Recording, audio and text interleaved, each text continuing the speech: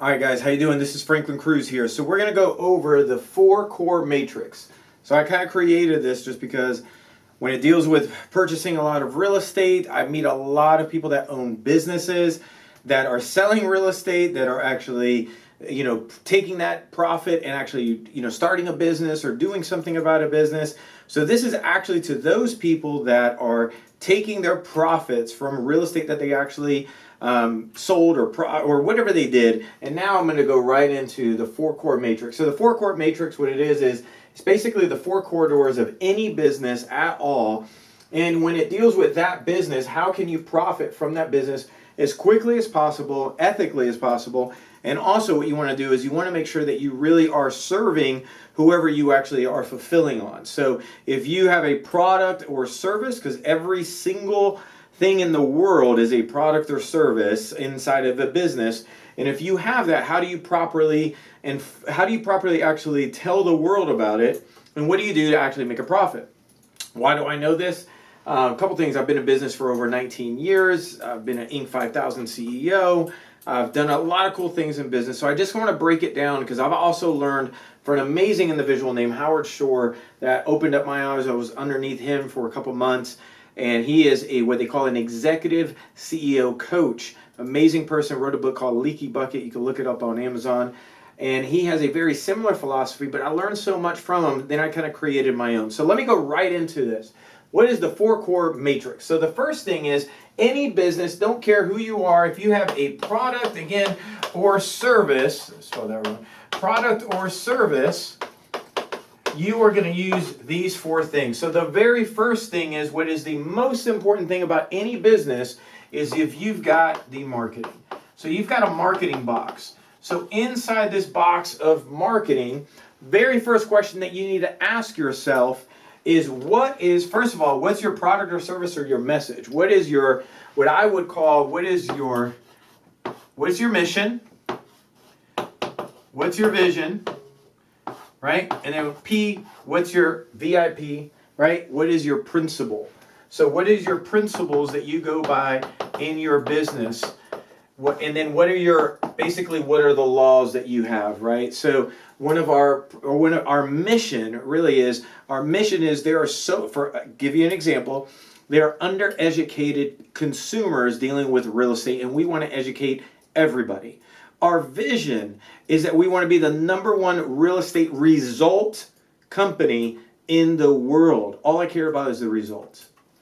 And then we have a list of principles as well, right? Our #1 thing is our sellers profit first, and it just keeps on going down the line.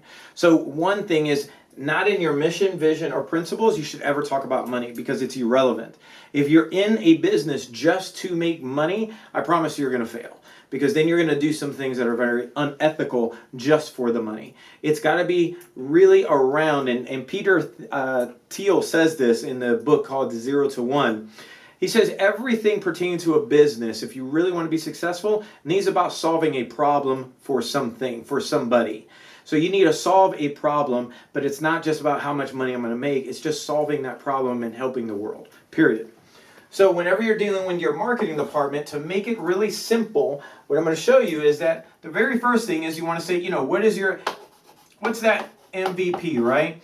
But what is the one media outlet? If you already have a business, it's basically, what is the media outlet? And let's say if it's an 80-20 rule, what is the one media outlet that is actually bringing in all of your customers right now? Now, if you have a business, you're going to be able to figure this out. Look at all of your past clients and just see, where did everybody actually come from? Period. Where did they come from? Where did 80%, I guarantee you it's going to be 80-20 rule.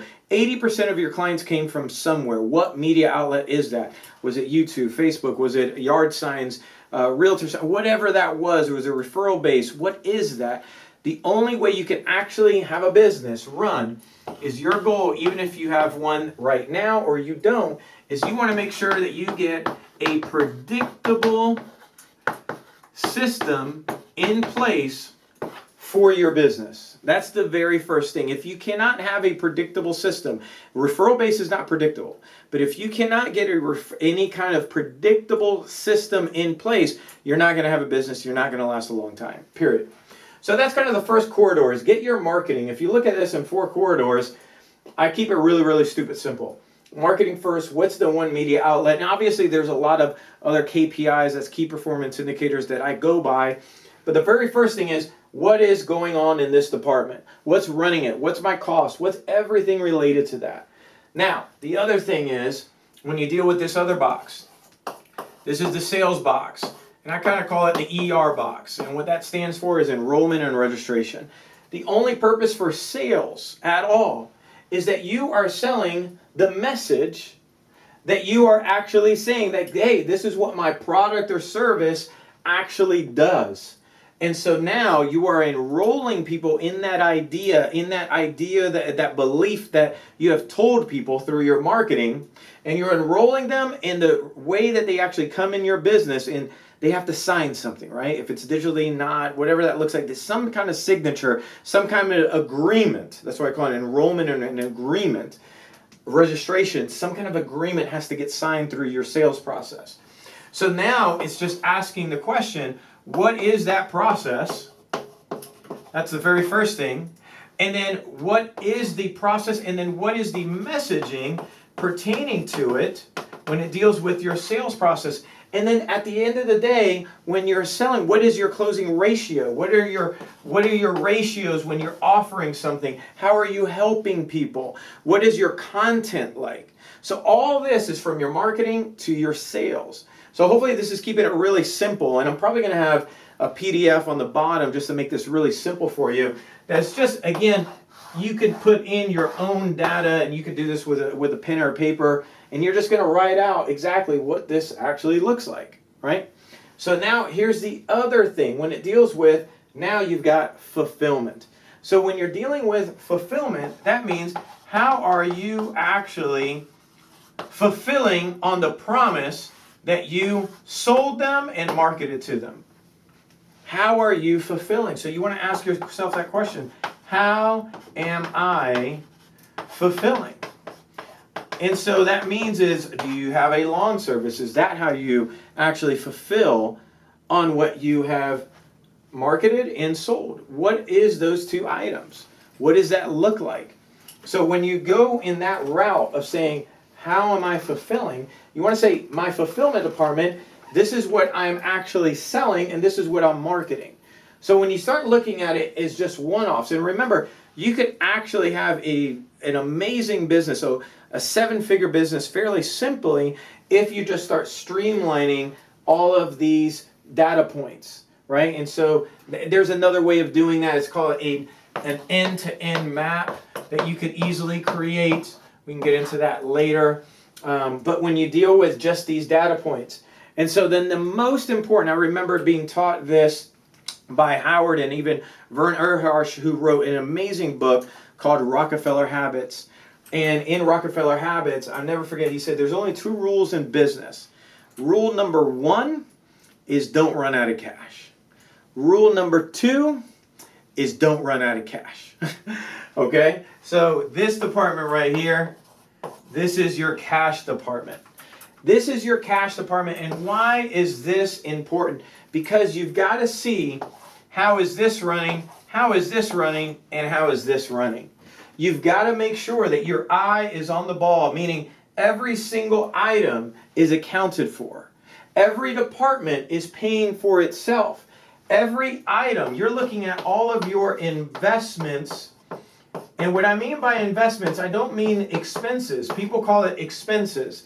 There's no such thing as when you say, hey, I've got what they call your profit and expenses report, right? That report, when it comes with, hey, these are expenses, this is what my profit is. No, everything is an investment, meaning every single item in your entire business needs to actually be giving you a return. Your CRM system should be giving you a return. Your vehicle, if it's underneath the business, should be giving you a return. How is it giving you a return? Every single item, your cell phone, every single thing needs to be giving you a return. If something is not giving you an ROI, then you need to think about, why do I have it? What is the purpose of having this? And then move on. So that is dealing with your cash and your investments. And the other thing as well is you need to see this really on a daily basis. Figure out some kind of dashboard or something, even if you have to manually put it in a spreadsheet.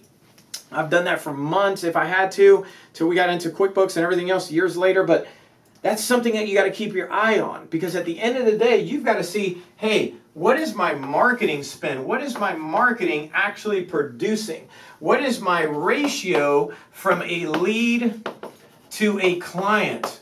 What does that actually look like? So if I go from a lead to a client, what is that ratio? Do I even know the number? If I spend $1,000 on leads, how many clients did I get out of that? What is the actual matrix for that? If I go from a client to fulfillment side, okay, so if I'm fulfilling, how much does it cost me to fulfill something over here? But then if I take off the marketing, what's my actual profit margin? And then what's my investment just to monitor my cash? You've got a CPA, you've got services, you've got all these different things in your world. To keep it really simple, I just created this, what I call the 4 core matrix of really any business can do. It doesn't matter if you're Apple, Tesla, it doesn't matter whatever you are, you're going to go by these 4 ones. Just like Apple, all business in the world, I figured out, has 4 things, and they all have marketing, sales, fulfilling, they fulfill some kind of way, and they all have to monitor their cash. Period. There is really no other, there's only 4. That's it. Now, it doesn't matter how you cut it. You only have 4. For example, I just recently saw some friends of mine. So now, and the other catch is you don't want to have too many things that you're fulfilling on. If you're not a multi-billion-dollar company, it's just to waste money. So you don't want to market, you're selling, fulfilling, and now you're going to change your product up, and now you're going to have multiple things that you are actually going to be marketing for. I could do this, I could do that, I could do this.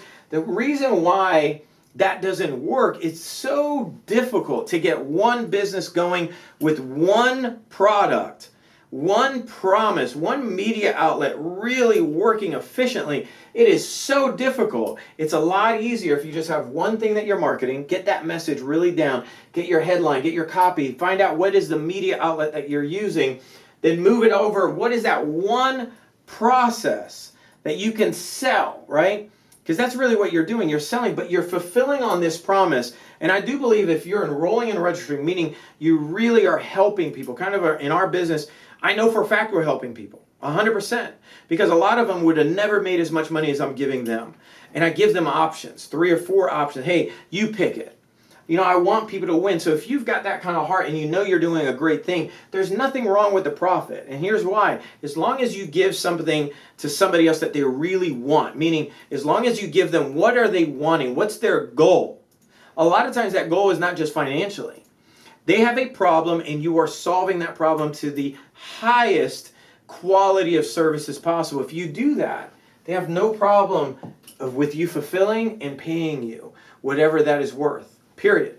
Because at the end of the day, what matters is you're helping people. And again, if you're looking at these 4 corridors, something hopefully is opening up for you guys. If this helps you in your business, please let me know. Leave a comment below. But this is actually something that's real near and dear to my heart, that I know for a fact if more people utilize this process, they would actually could start streamlining their business, excelling. I mean, a lot of things can change really in our community and even our country if more small businesses really start looking at their business as a business, not really just as a, man, I went from working 9 to 5 to now I'm working from 6 a.m. to 8 p.m. and I'm struggling, but I'm really independent. No, you're not, man. Just let's streamline this baby. So hopefully that helps. Click the like button below. I'll talk to you guys later. And again, this is kind of part 1. There's so much more to this, obviously, but hopefully we got in enough information for you. Talk to you. Bye.